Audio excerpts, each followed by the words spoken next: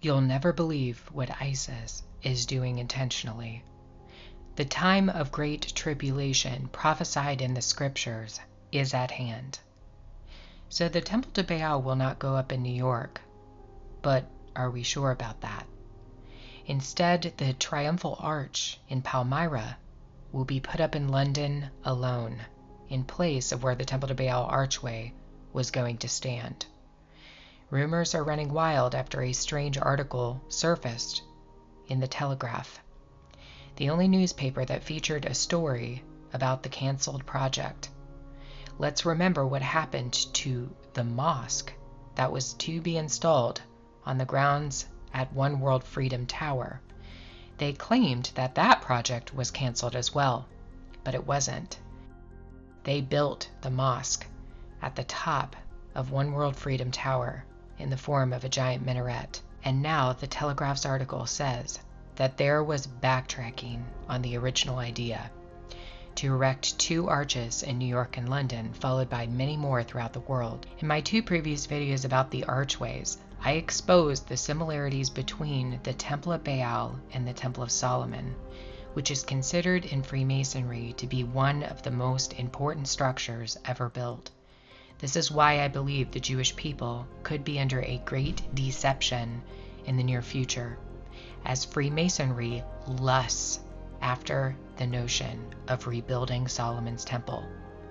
I fear many Jews will sell out to the cabal, or perhaps they have already, so that the third temple can be rebuilt. Freemasonry is behind just about everything that happens in the world.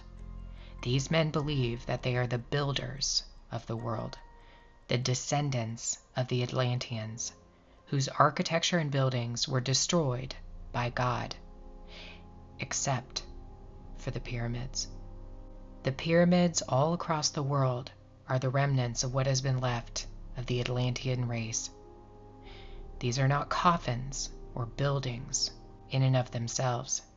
They are sanctuaries, places of spiritual worship.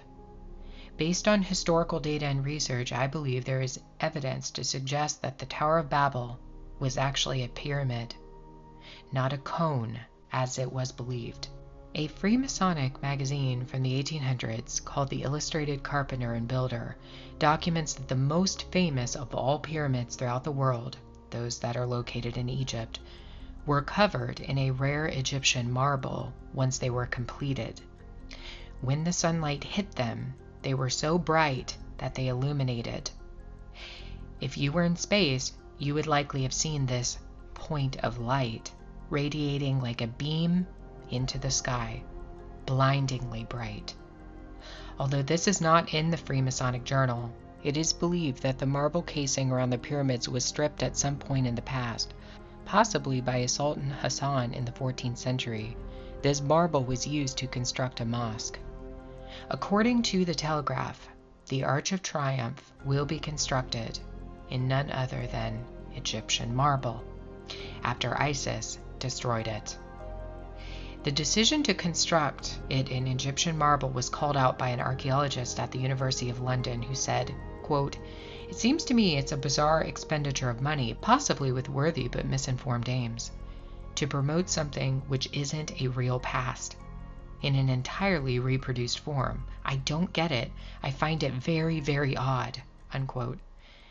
And it is odd, because the original Arch of Triumph was not made out of or even plated in Egyptian marble. But the pyramids of Egypt were, according to Freemasonry. Have they achieved something this year? Are they constructing a gateway? This brings me to my next point.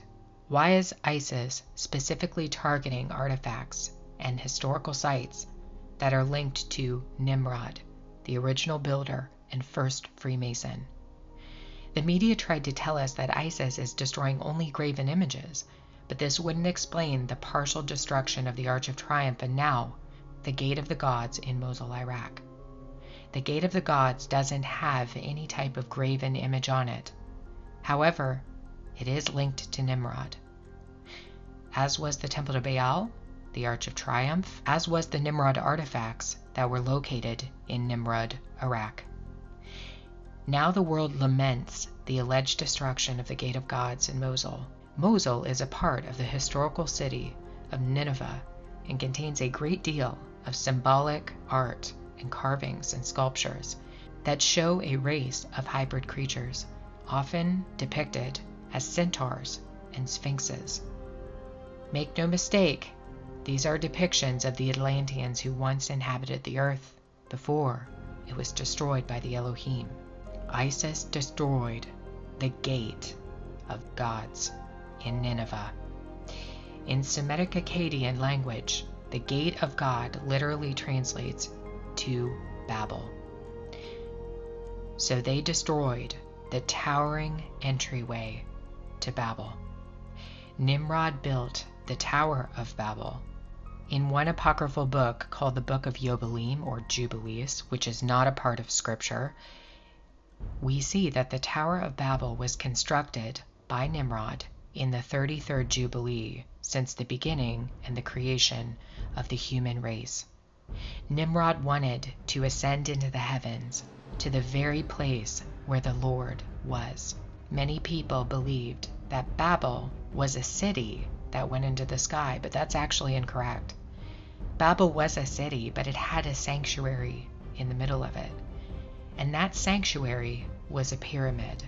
Some scholars suggest that Nimrod, the first Freemason, originated Baal worship at the Tower of Babel. And now the Gate of God, or Babel, has been symbolically destroyed by Isis. Yet another artifact and site that is directly linked to Nimrod.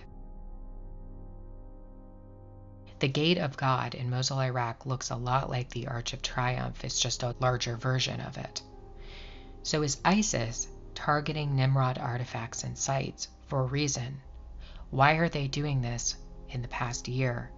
Is this a ritual meant to set the world ruler free? Is this a ritual to show us that they have once again crowned Nimrod's tower in the year of light?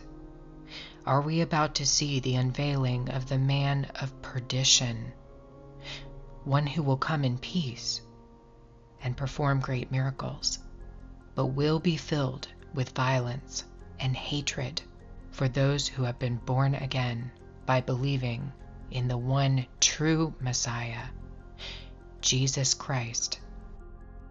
Has the Antichrist now come?